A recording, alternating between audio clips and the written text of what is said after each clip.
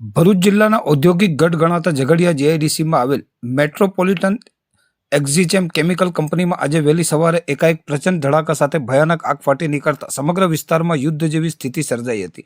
આ વિસ્ફોટ એટલો શક્તિશાળી હતો કે તેના અવાજ 5 થી 7 કિલોમીટર સુધી દૂર સંભળાયો હતો, જેના કારણે આસપાસની કંપનીઓ અને રહેણાંક સોસાયટીઓમાં ભૂકંપ જેવો અનુભવ થતાં લોકો ગભરાઈને ઘરની બહાર દોડી આવ્યા હતા.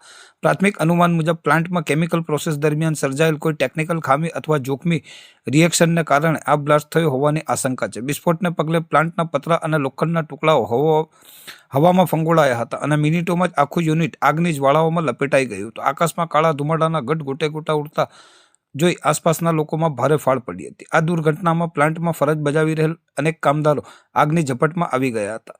મળતી માહિતી મુજબ અંદાજે 14 થી 15 જેટલા કામદારો ગંભીર રીતે દાઝી જવાથી ઘાયલ થયા હતા, જેમને તાત્કાલિક એમ્બ્યુલન્સ મારફતે અંકલેશ્વરની જયાબેન મોદી હોસ્પિટલ ખાતે ખસેડવામાં આવ્યા હતા. અહીં ઇજાગ્રસ્તોની પ્રાથમિક સારવાર શરૂ કરવામાં આવી હતી, પરંતુ તે પૈકીના 5 થી વધુ કામદારોની હાલત અત્યંત નાજુક જણાતા તેમને વધુ સઘન સારવાર અર્થે તાત્કાલિક સુરત તેમજ વડોદરાની મલ્ટી સ્પેશિયાલિટી હોસ્પિટલ ખાતે રિફર કરવામાં આવ્યા છે. હોસ્પિટલ પરિસરમાં ઇજાગ્રસ્તોના સ્વજનો અને અન્ય કામદારોના ટોળે ઉમટી પડ્યા હતા, જેને પગલે વાતાવરણ અત્યંત ગમગીન અને તણાવપૂર્ણ બની ગયું હતું.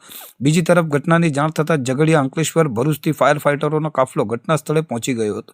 ફાયર બ્રિગેડના જવાનોએ જીવના જોખમે આગ ઉપર પાણી અને ફોમનો મારો ચલાવી તેને કાબૂમાં લેવાનો પ્રયાસો આદર્યા હતા. જીઆઈડીસી સિક્યુરિટી અને સ્થાનિક પોલીસ તંત્રએ સમગ્ર વિસ્તારને કોર્ડન કરી લોકોની અવરજવર બંધ કરી હતી, જેથી બચાવ કામગીરીમાં અવરોધ ન આવે.